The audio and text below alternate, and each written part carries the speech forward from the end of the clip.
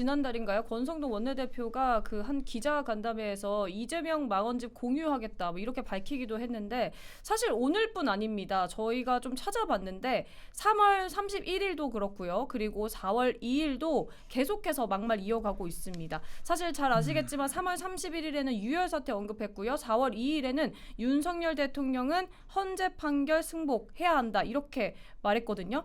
이런 공격적인 발언. 근데 사실은 위원님, 그 승복은 윤석열 대통령이 해야 한다. 사실 뭐 대통령이라는 그 단어도 빼버렸어요. 근데 이 발언을 두고 민주당 쪽의 패널이 제가 오늘 오전에 한 방송을 보는데 그러더라고요. 단심제다. 그래서 제도적으로 이거는 이견이 없다. 인정할 수 있다. 근데 그 이후에 정치적으로 투쟁을 하는 거는 다른 문제다. 그러니까 우리가 헌재에 뭐 승복하지 않겠다. 이게 아니고 제도적으로는 할 수 있다. 하지만 그 이후에 표명하는 건 다르다. 이렇게 말했거든요. 이 주장은 좀 어떻게 생각하세요? 그러니까 내일 예를 들어 탄핵 심판이 민주당의 요구대로 인용이 된다 칩시다. 네. 그러면 인용되고 나면 우리 당과 민주당이 곧바로 대선 국면으로 들어가요. 맞습니다. 그래서 대선 국면으로 들어가기 때문에 네. 사실 대통령 선거에 돌입이 되고 나서 어떤 모습으로 보일 건가는 국민들이 훨씬 더 지켜보고 있잖아요. 네. 이런 상황에서는 사실 대통령 후보가 좀 더 국민들의 신임을 받을 수 있도록 하는 그런 측면으로 전부 다 끌려 들어가게 되는데 지금 탄핵 그 저항 운동을 하고 있을 그런 시간이 많지 않아요. 네. 그렇게 할 수도 없어요. 반면에 탄핵이 기각되었다. 네. 그럼 그때부터 정권 퇴진 운동을 하고 이 탄핵 결정이 잘못되었다라고 하고 또 탄핵을 저항하겠죠. 네. 또 하고 뭐 이렇게 하는 것이 주로 이제 불복 운동이잖아요. 네. 그래서 이재명 대표에게 불복할 거냐 말 거냐 승복해라라고 이야기하는 것이 실질적인 의미는 바로 이재명 대표가 지금 승복을 해야만 하는 당사자임에 틀림이 없단 말이에요. 네. 더욱이 탄핵이 기각되면 이재명 대표 앞에 남아있는 여러 건의 이 재판은 계속 진행이 될 거 아닙니까? 그렇죠. 그중에 한 건만이라도 걸리면 어떻게 되냐면 당선 무효형을 선고받거나 당장 위증교사 사건이 항소심의 유죄 판결을 받고 집행유예 판결을 받으면 이제 대부분의 확정이 되고 그러면 공민권 제한 그리고 의원직 박탈 아웃이죠. 네. 뭐 아웃까지는 아니고 너무 과격한가요? 네. 불체포 특권이 네. 박탈되어요. 그러면 이제 그 다음에 대장동, 백현동, 성남 FC 사건, 대북 송금 사건, 경기도 법화 유용 사건 뭐 온갖 사건들이 막 있어요. 여기서 한 건만이라도 실형 선고를 받으면 교도소 가야 돼요. 당장에 대통령 되려고 하다가 어느 날 교도소 간단 말이야. 그래서 이분이 벌일 수 있는 이 활극의 정도는 상상을 초월하는 거죠. 네. 그리고 앞에서도 말씀드렸잖아요. 늘 형수한테 쌍욕하고 어디 들어만 욕하고 공격적으로 보여주고 그러는 분인데 오죽하겠느냐. 그러니까 차제에 승복선언을 해라고 요구한 거예요. 근데 승복선언을 하지 않은 것은 뭔가 저분이 탄핵의 결과를 알고 있구나. 그런 생각을 가지게 되는 미리 거죠. 알고 있다고 생각하시는 거예요?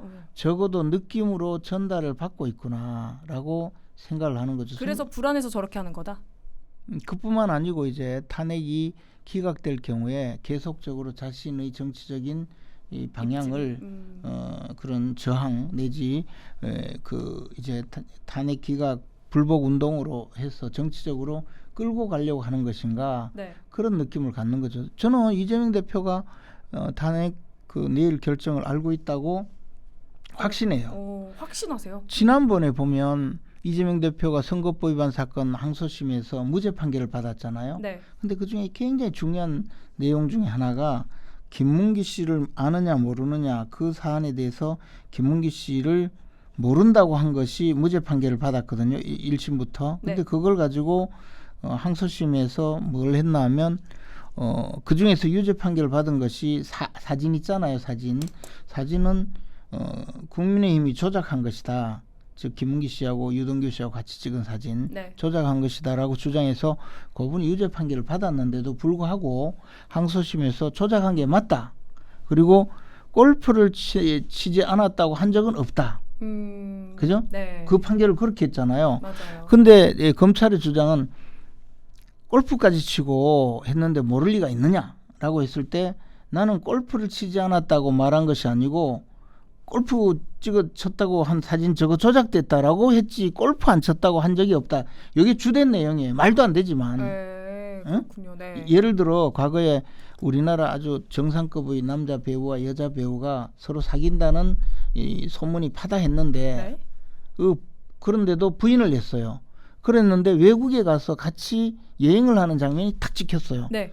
그러니까 그게 공개가 되니까 아무 말 안 하고 있다가 일주일 후에 결혼을 발표했어요. 뭐 누군지 아시죠? 네, 압니다. 그런데 만약에 그때 그 사진 조작됐다 이렇게 말하면 나는 사귀지 않는다라는 말이잖아요. 그렇죠. 바로 그거거든요. 그래서 좋은 비유네요. 아니 판결문에도 그 이야기가 있어. 근데 골프 모른다고 하니까 그러면 자 이렇게 골프장 근처에서 찍은 사진까지 있는데 이걸 모른다고 할 수가 있겠느냐 하니까 나는 골프를 치지 않았다고 한 적이 없고 네.